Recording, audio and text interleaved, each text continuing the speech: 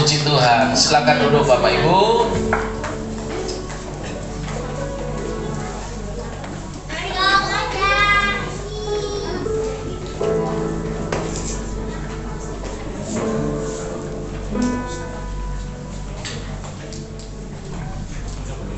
Ya, salam semuanya.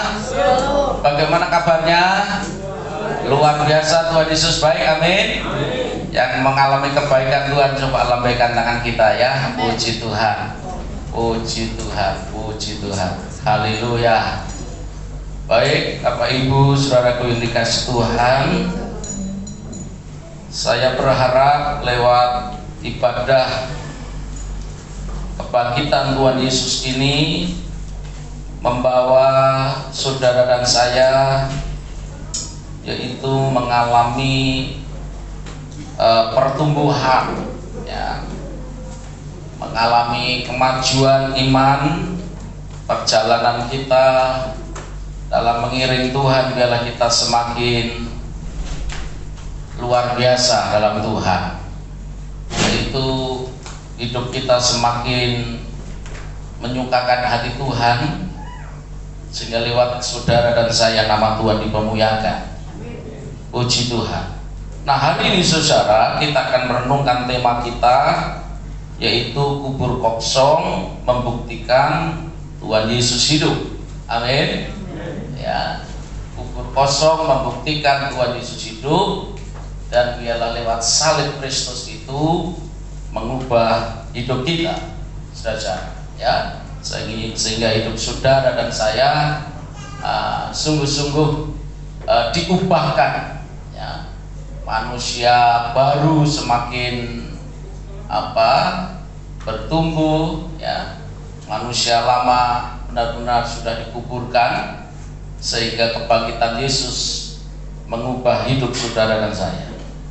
Baik, kita akan lihat dulu Alkitab kita dalam Matius 28 ayat yang pertama sampai ayat yang ke-10. Memang cukup panjang, tentu nanti kita baca sampai ayat yang ke-6 saja ya. Sebelum nanti kita akan membahas poin-poin penting di hari kebangkitan Tuhan Yesus. Tapi peristiwa ini harus kita baca dulu ya. Kita akan renungkan dulu, sehingga dengan demikian peristiwa kebangkitan Tuhan Yesus tidak hanya sekedar cerita nenek moyang kita, tapi sungguh-sungguh adalah kebenaran firman Allah ya. Kitab suci memberitahukan perkara ini. Baik, kita akan sama-sama membaca ya Bapak Ibu sekalian. Saya membaca ayat yang ganjil, Bapak Ibu baca ayat yang genap sampai ayat 10 kita selesaikan ya. Baik, saya akan mulai. Setelah hari Sabat lewat menjelang menyingsingnya fajar pada hari pertama minggu itu, pergilah Maria Magdalena dan Maria yang lain menengok kubur itu. Seorang malaikat Tuhan turun dari langit dan datang ke batu itu dan menggulingkannya lalu duduk di atasnya. Wajahnya bagaikan kilat dan pakaiannya putih bagaikan salju. Dan penjaga-penjaga itu gentar ketakutan dan menjadi seperti orang-orang mati. Akan tetapi malaikat itu berkata kepada perempuan-perempuan itu, janganlah kamu takut, sebab aku tahu kamu mencari Yesus yang disalibkan itu. Dia tidak ada di sini, sebab dia telah bangkit, sama seperti yang telah dikatakannya. Mari lihatlah tempat dia kembali. Dan segeralah pergi dan katakanlah kepada murid-muridnya bahwa ia telah bangkit dari antara orang mati. Ia mendahului kamu ke Galilea. Di sana kamu akan melihat dia. Sesungguhnya aku telah mengatakannya kepadamu. Mereka segera pergi dari kubur itu dengan takut dan dengan sukacita yang besar, dan berlari cepat-cepat untuk memberitahukannya kepada murid-murid Yesus. Tiba-tiba Yesus berjumpa dengan mereka dan berkata, salam bagimu. Mereka mendekatinya dan memeluk kakinya serta menyembahnya.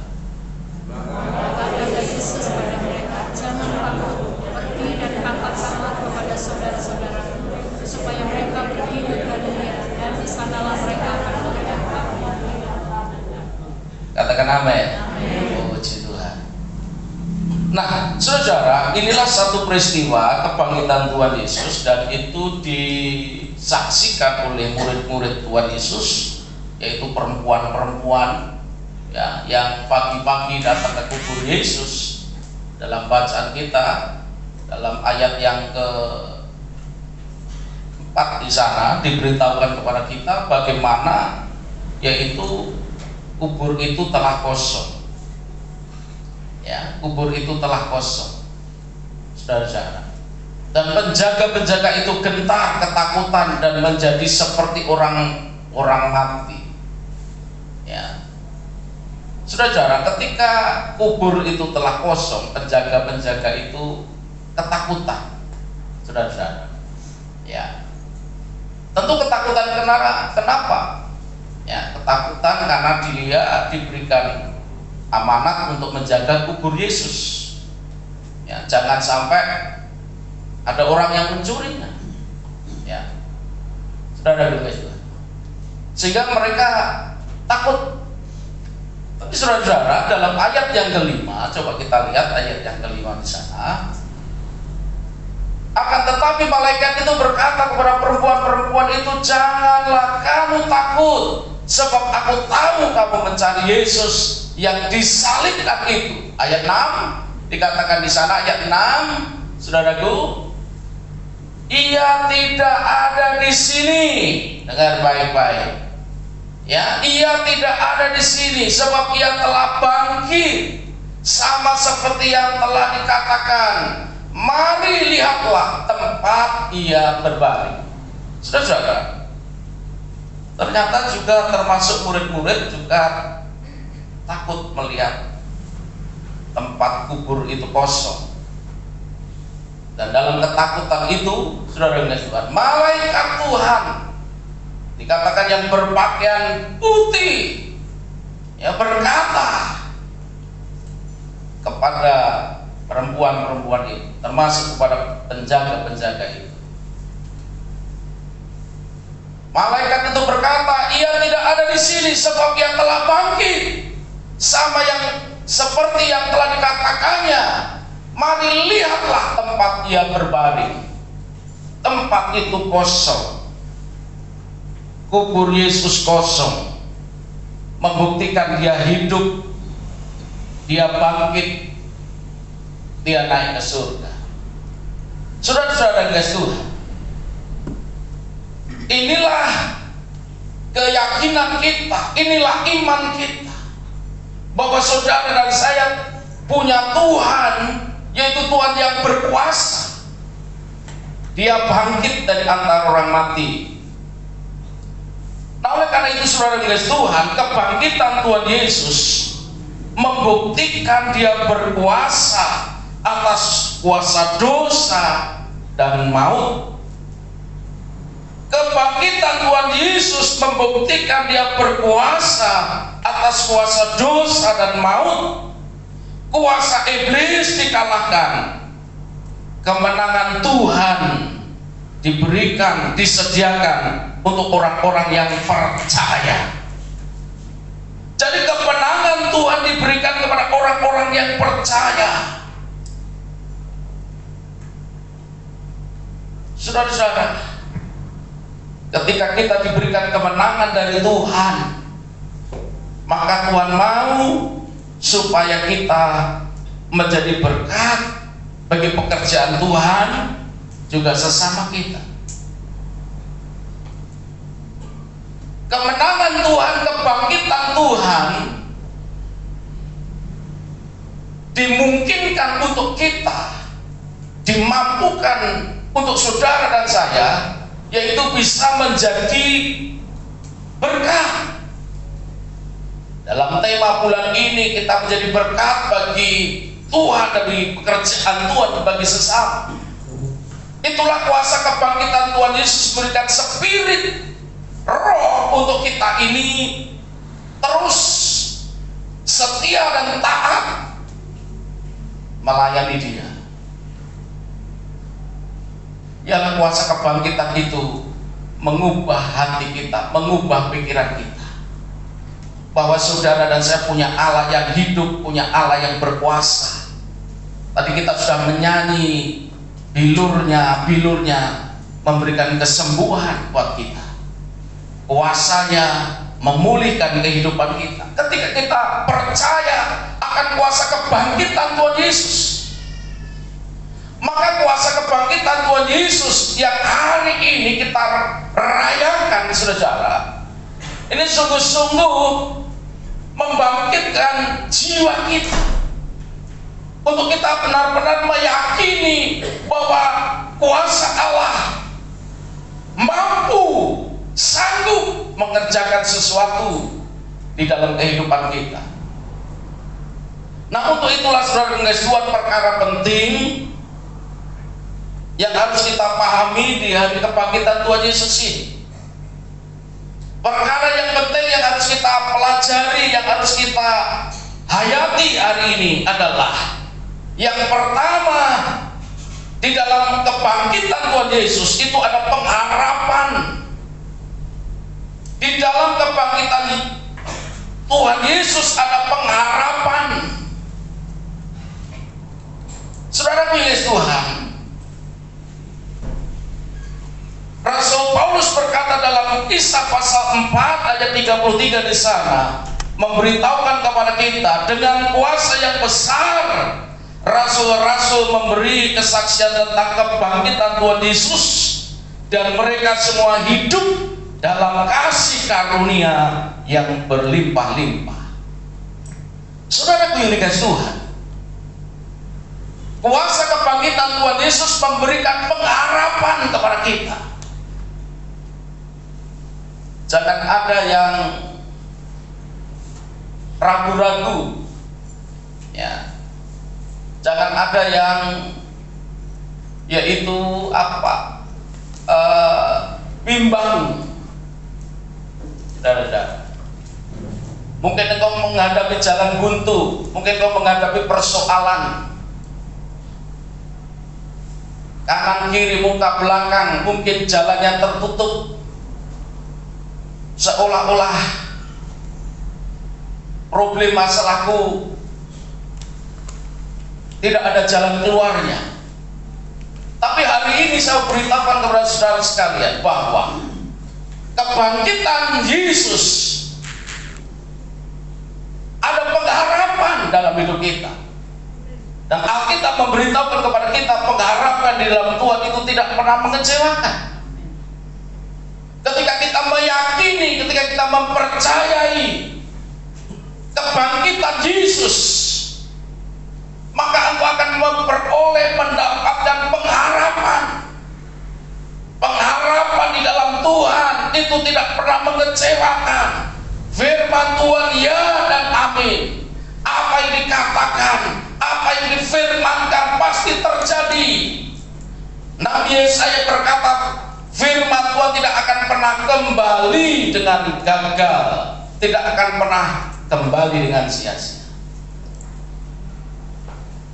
Mari kita lihat bagaimana murid-murid Tuhan Yesus di dalam Kisah Para Rasul. Di sana tadi dikatakan, dan dengan kuasa yang besar rasul-rasul memberi kesaksian tentang kebangkitan Tuhan Yesus, dan mereka semua hidup dalam kasih karunia yang melimpah-limpah, luar biasa.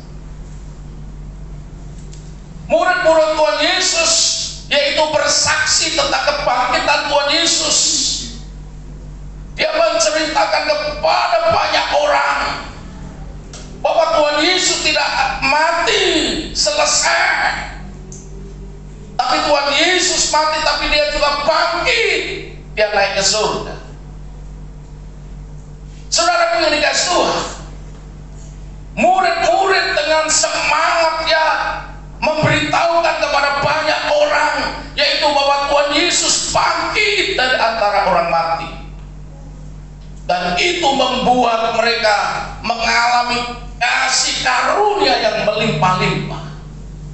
Saya percaya ketika saudara melakukan perkara yang sama seperti para murid ini, yaitu menceritakan, menyaksikan kebangkitan Tuhan Yesus kepada banyak orang, maka engkau akan mengalami kasih karunia yang berlimpah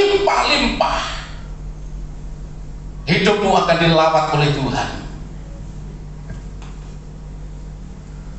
Dalam kitab Roma pasal 8 ayat 11 bisa dikatakan, dan jika roh Dia, roh Kristus yang telah membangkitkan Yesus dari antara orang mati diam di dalam kamu, maka Ia yang telah membangkitkan Kristus Yesus dari antara orang mati akan menghidupkan juga tubuhmu yang fana itu oleh rohnya yang diam di dalam kamu.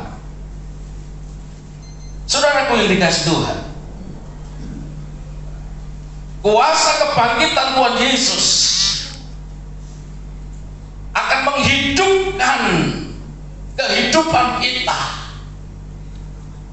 baik secara rohani dalam iman, keyakinan kita selama kita mengiring Yesus, melayani Yesus.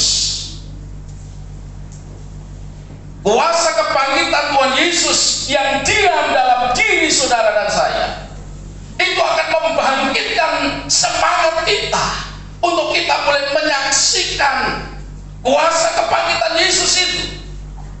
Bahkan lebih jauh, Rasul Paulus berkata, kuasa kebangkitan Tuhan Yesus itu akan membangkitkan tubuhmu yang fana. Tubuh kita yang fana ini nanti akan dibangkitkan, akan diubahkan.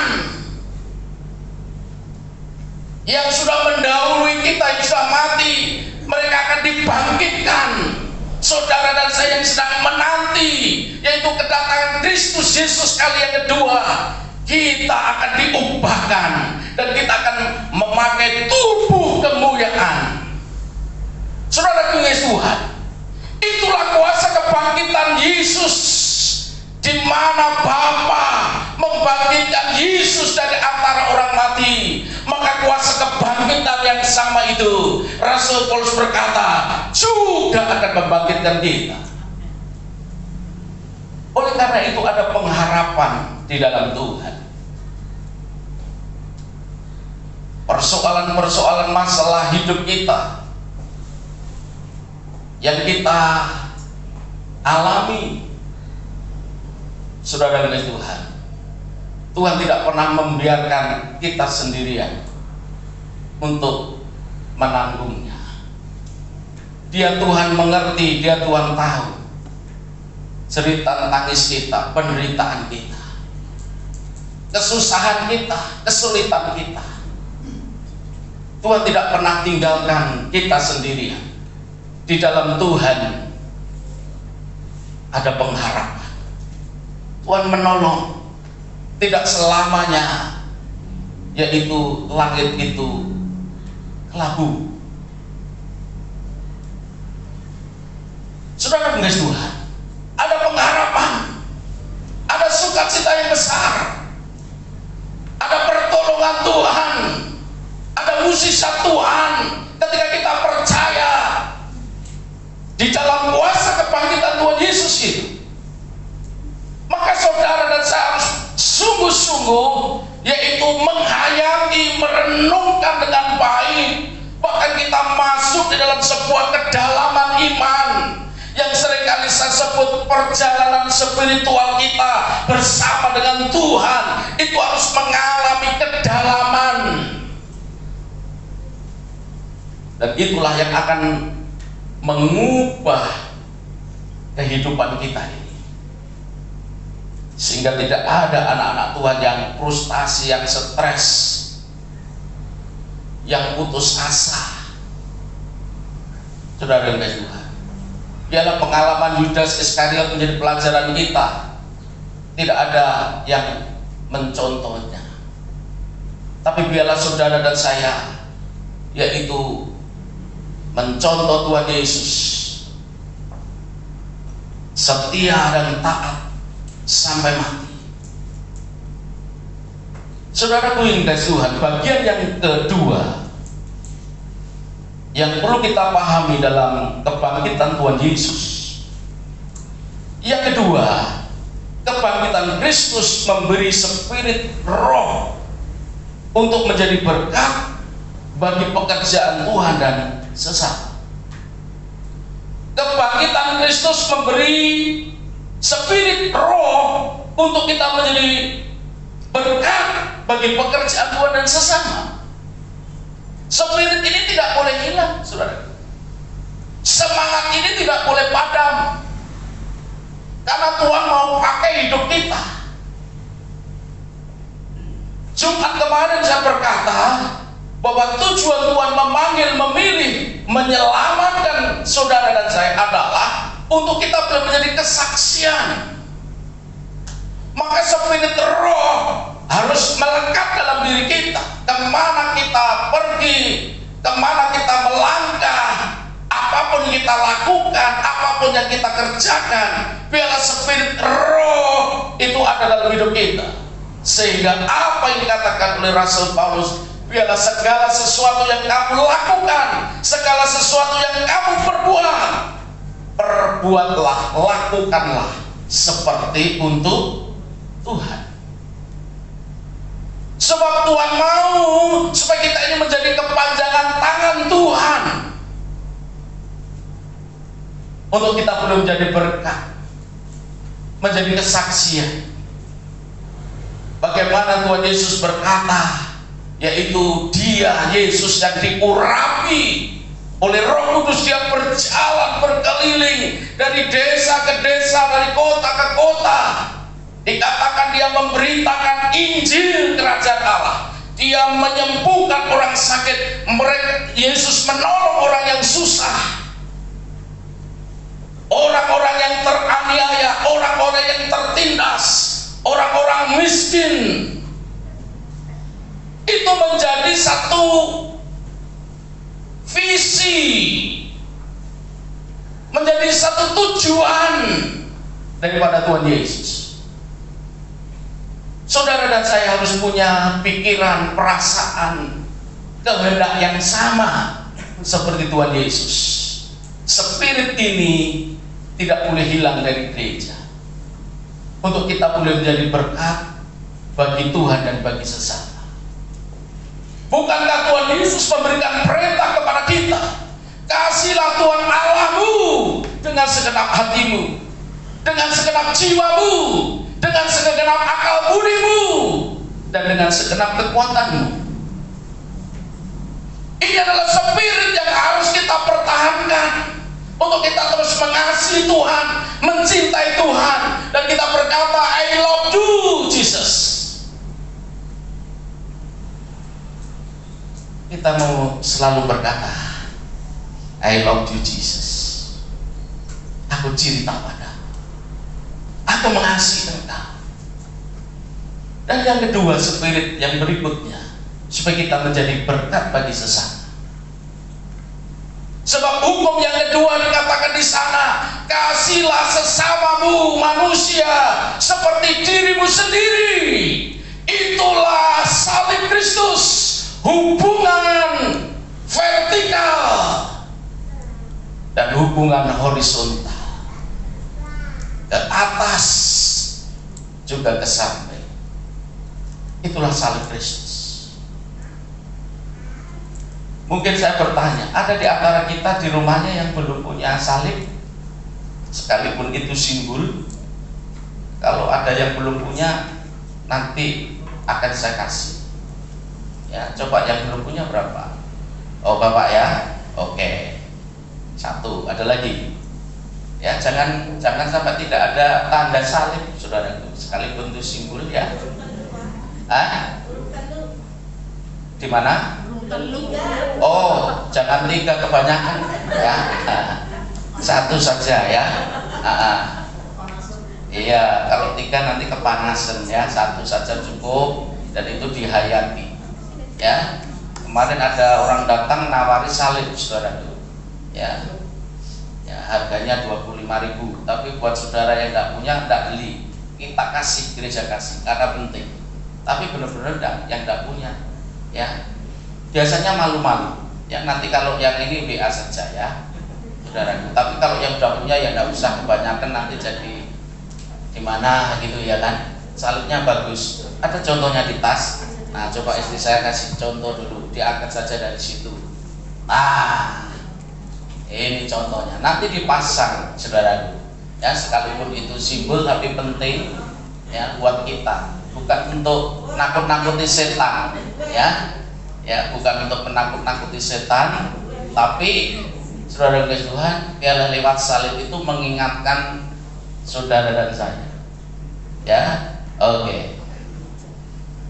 Nah, bagian yang ketiga saudara Tuhan, kuasa kebangkitan Yesus itu menghancurkan iblis.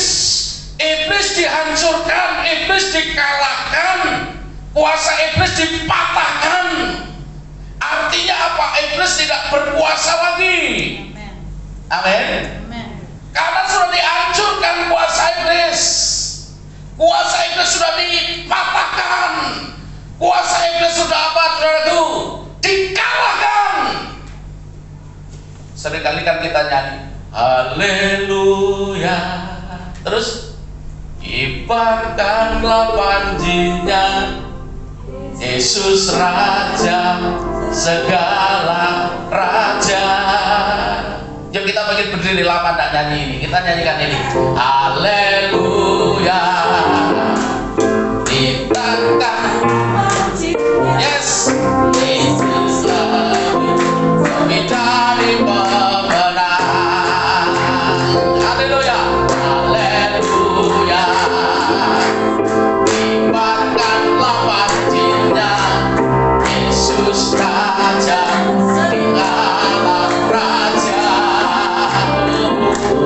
Haleluya,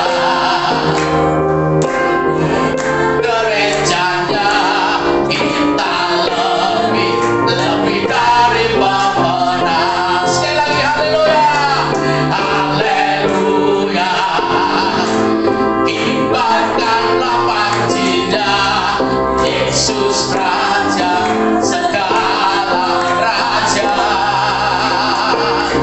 Haleluya, bangkitlah gerejanya, kita lebih dari pemenang. Haleluya, sorakan haleluya. Sekali lagi sorakan haleluya. Lebih semangat lagi sorakan haleluya. Ya, sorak-sorai yang berdapat Allah kita. Haleluya, silakan duduk. Saudaraku yang dikasih Tuhan, kuasa iblis dihancurkan, kuasa iblis dikalahkan, kuasa iblis dipatahkan. Iblis tidak berkuasa lagi, saudaraku. Maka jangan ada di antara kita yang takut dengan iblis.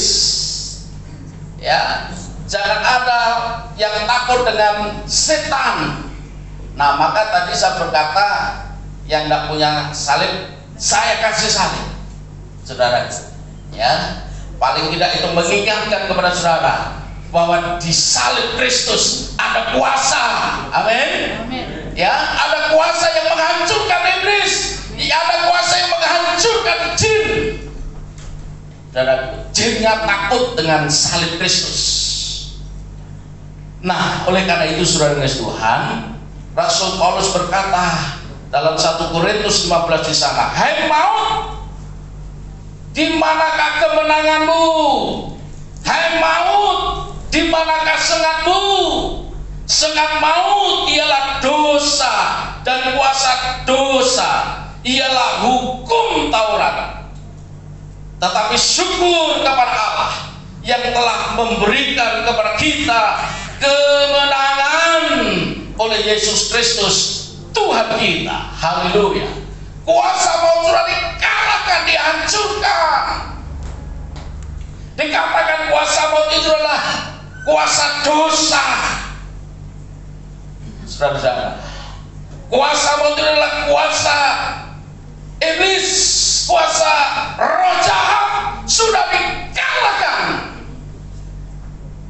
Iblis yang selalu membawa manusia untuk melakukan dosa dan kejahatan itu sudah dihancurkan kuasanya.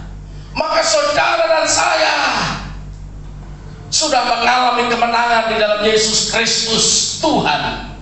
Maka Rasul Paulus berkata, tetapi syukur kepada Allah yang telah memberikan kepada kita kemenangan oleh Yesus Kristus Tuhan kita.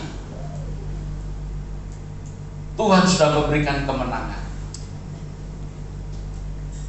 Kita harus bersyukur.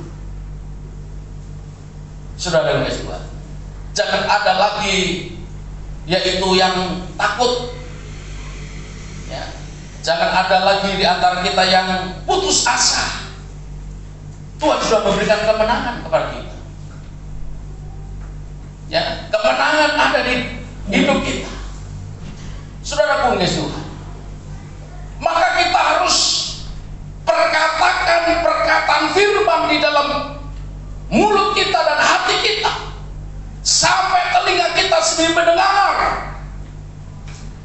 Ketika saudara memperkatakan firman Allah, maka timbul iman, dan lewat iman itulah engkau dapat mengalahkan rasa takut saudara, rasa khawatir saudara, rasa yaitu frustasi saudara. Imanmu yang bisa mengalahkan ini. Tuhan Yesus sudah memberikan kemenangan. Tinggal saudara dan saya meyakini, mempercayai, bahkan kita mengimpartasikan kuasa kemenangan dari Yesus, kuasa kebangkitan dari Yesus, yaitu untuk orang lain. Sebab sesungguhnya ketika saudara semakin sering bersaksi, menceritakan kuasa kebangkitan Yesus kepada banyak orang, maka justru disitulah iman dan rohanimu terbangun dengan kuat. Sehingga anak-anak Tuhan tidak ada lagi yang cengeng, tidak ada lagi yang mengeluh, menggerutu, mengasihani diri sendiri. Kenapa aku seperti ini? Kenapa keadaanku begini? Tidak ada lagi. Tapi dia meyakini dan mempercayai bahwa segala sesuatu yang terjadi atas hidupnya itu adalah seizin Tuhan. Dan ketika sesuatu yang buruk itu barangkali menimpa dalam hidupmu, engkau bisa mempraktekkan firman Allah, engkau bisa memperkatakan firman Allah, engkau akan berkata, iblis pergi dari hidupku dalam nama Yesus. Darah Yesus membentengi aku. Saudara dan Tuhan, ini yang harus kita yakini. Seperti ketika Yusuf dibawa dalam sebuah proses kehidupan, banyak pencobaan, ujian-ujian hidup yang ia alami. Tapi Yusuf memiliki satu respon yang benar, respon yang baik dengan semua yang terjadi atas hidupnya ini. Yusuf berkata kepada saudara-saudaranya, kamu boleh mereka-rekakan yang jahat, tetapi Tuhan mereka-rekakan yang baik untuk hidupmu dan juga untuk kebaikan kamu. Saudara-saudara Islam, Yusuf memiliki satu respon yang benar di dalam menghadapi situasi-situasi sulit dalam hidup ini. Percayalah, rencana Tuhan itu baik atas hidup kita, dan rancangannya tidak pernah gagal dalam hidup kita. Tuhan akan terus melanjutkan kasih setia-Nya dalam hidupmu. Tuhan akan terus beritahukan kepadamu apa-apa saja yang engkau harus lakukan bagi Dia. Oleh karena itu saudara Tuhan, kita harus meyakini bahwa kuasa iblis sudah dihancurkan, sudah dikalahkan, sudah dipatahkan, tidak berkuasa lagi. Tuhan berkata bahwa aku memberikan kepadamu bukan roh ketakutan, tetapi roh keberanian untuk engkau terus berjuang sampai akhir melayani Yesus. Amin. Yesus, apa arti hidupku? kau tak nyawamu yang terbaik tersedia bagiku. Ku bersyukur atas kasih karuniamu. Mari katakan, Yesus panggil dia. Yesus, apa arti hidupku bila kau tak berikan nyawamu yang terbaik tersedia bagiku. Ku bersyukur atas kasih karuniamu. Saudaraku, kalau Yesus tidak bangkit, iman kita, keyakinan kita percuma, tidak ada gunanya. Tapi Yesus bangkit dari antara orang mati, mengalahkan kuasa iblis, sehingga hidupmu berarti. Jangan ada yang takut dengan setan, dengan iblis, dengan jin. Apalagi jin kafir. Jangan takut, engkau punya kuasa. Amin. Ya, kita punya kuasa. Tuhan Yesus sudah mati di atas kayu salib. Dia bangkit mengalahkan maut, sehingga hidup kita berarti, hidup kita berharga. Kita diangkat, yaitu menjadi anak-anak Allah. Kita diangkat menjadi ahli waris kerajaan Allah. Yesus, apa arti hidupku? Katakan, bila kau tak berikan nyawamu yang terbaik tersedia bagiku. Ku bersyukur atas kasih karuniamu. Dari awal kita belajar pujian salibmu. Salibmu membuka mataku, berharga nilai hidupku. Amin. Menanggung semua dosaku, berikan hidupmu, menggantikan diriku. Bukan karena perbuatanku, juga yang selamatkanku.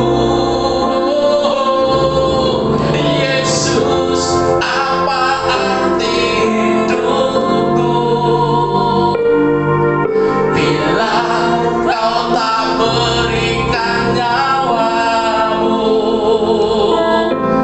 yang terbaik tersedia bagiku. Ku bersyukur atas kasih karuniamu. Berikan sorak-sorai yang berat-berat kita. Oh, haleluya.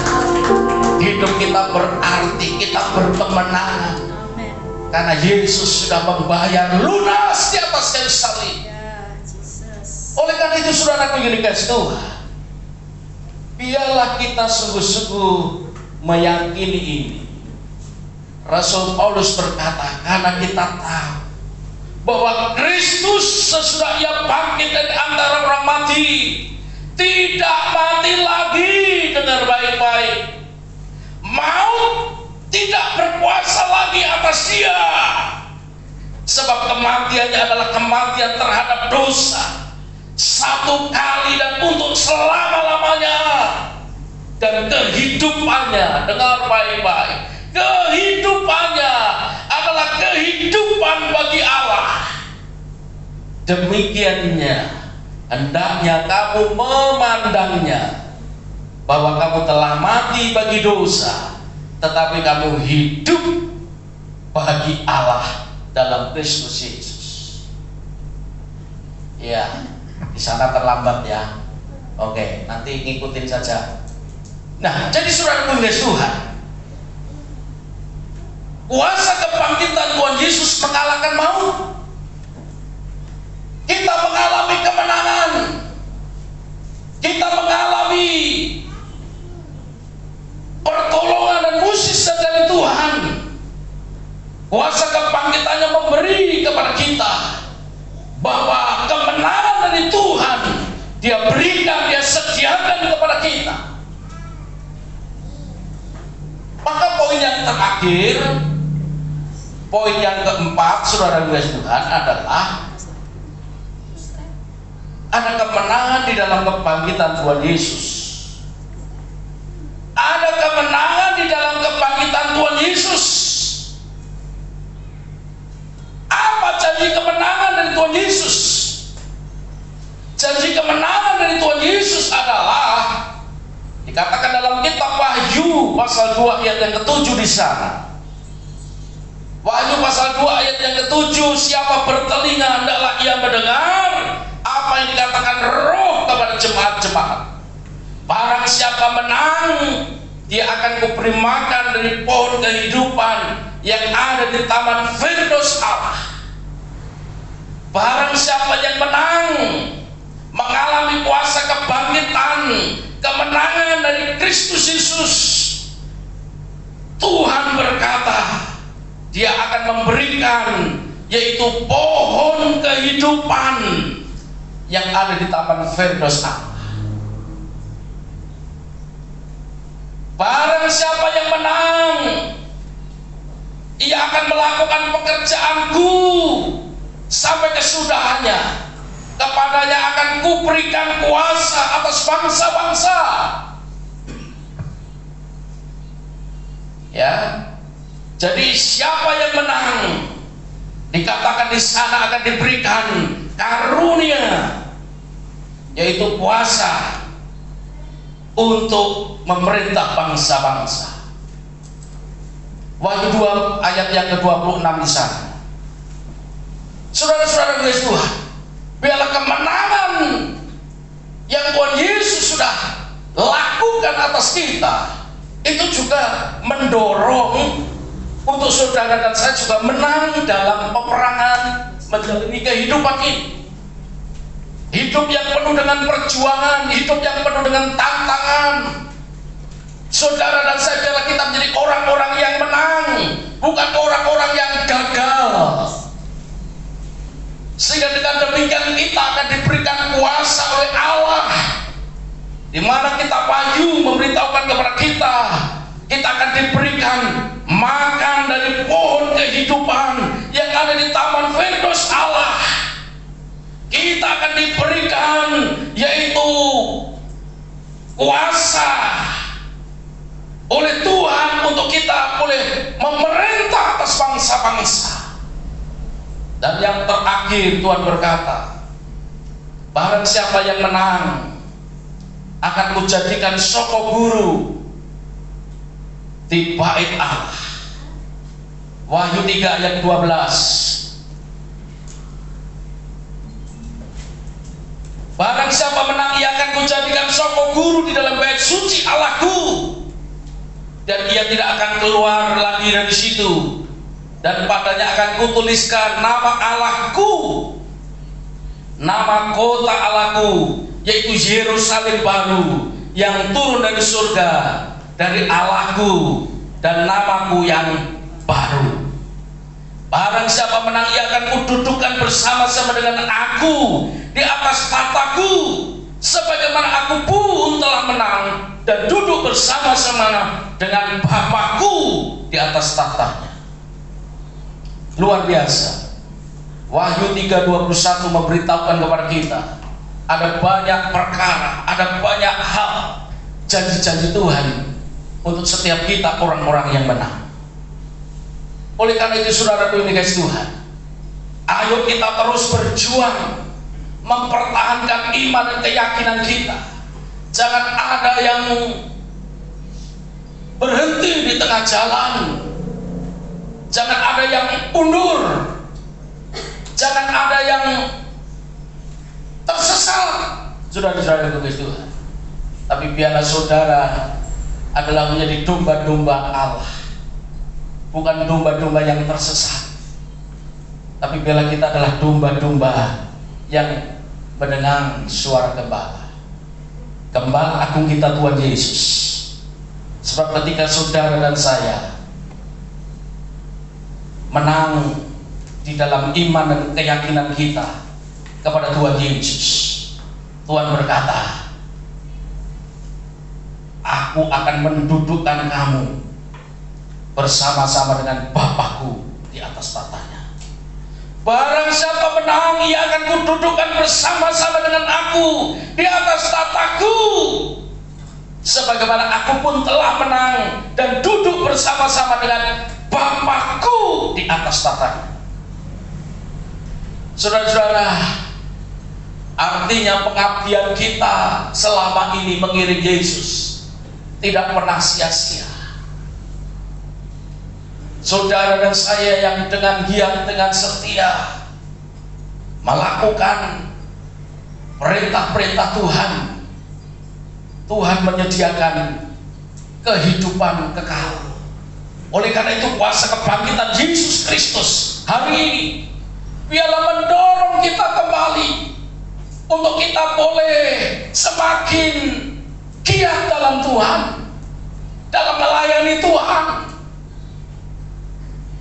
Yang sudah sekian lama barangkali kita kurang sungguh-sungguh oleh karena banyak hal dalam pergumulan hidup ini. Hari ini kabar baik yang datang kepada kita adalah, ayo kita mengambil satu langkah tindakan yang tepat.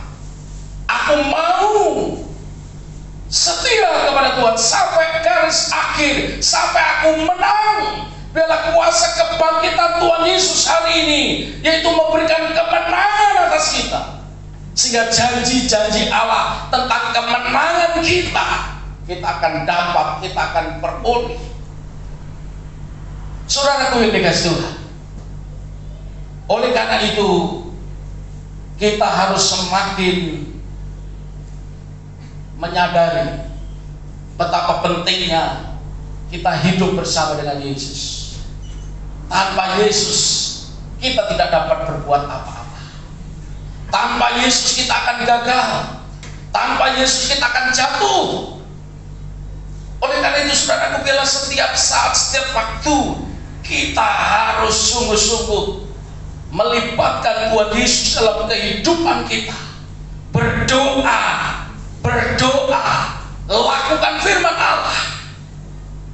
Dan biarlah kita tidak hanya sekedar mengerti firman Allah, tapi biarlah kita menjadi pelaku-pelaku firman Allah. Sebab Tuhan berkata, siapakah yang berbahagia adalah orang-orang yang melakukan firman Allah. Siapakah yang akan didudukkan bersama dengan Tuhan tadi adalah orang-orang yang menang di dalam Allah. Oleh karena itu biarlah kuasa kebangkitan Tuhan Yesus membawa kita kepada kemenangannya. Puji Tuhan, Tuhan memberkati. Kita bangkit berdiri Bapak Ibu. Kita baca respon yang terakhir.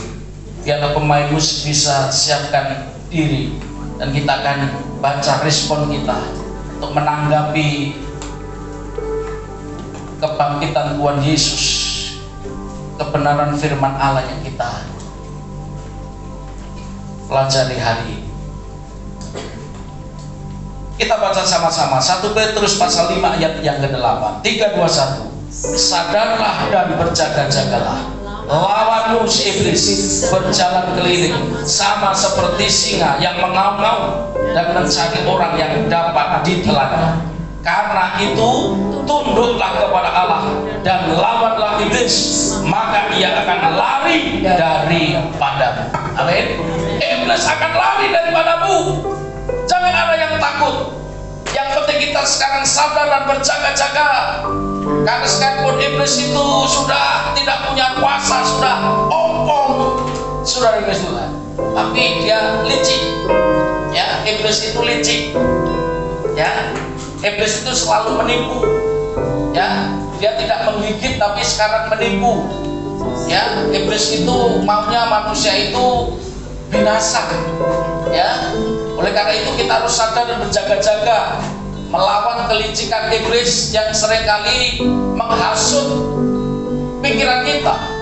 Ya, iblis itu selalu menghasut dengan kelicikannya, dengan kepiawaiannya. Ya, saudara sadar dan berjaga-jaga. Ya, apa yang harus kita lakukan? Lawan iblis. Ya, iblis pasti lari ketika kau praktekkan firman Allah, kau katakan firman Allah. Aku berkata, darah Yesus bungkus aku, darah Yesus bungkus aku, darah Yesus bungkus aku. Maka darah Yesus berkuasa atas hidup kita. Iblis dan pengaruhnya tidak akan lagi punya kuasa atas kita. Yesus, apa arti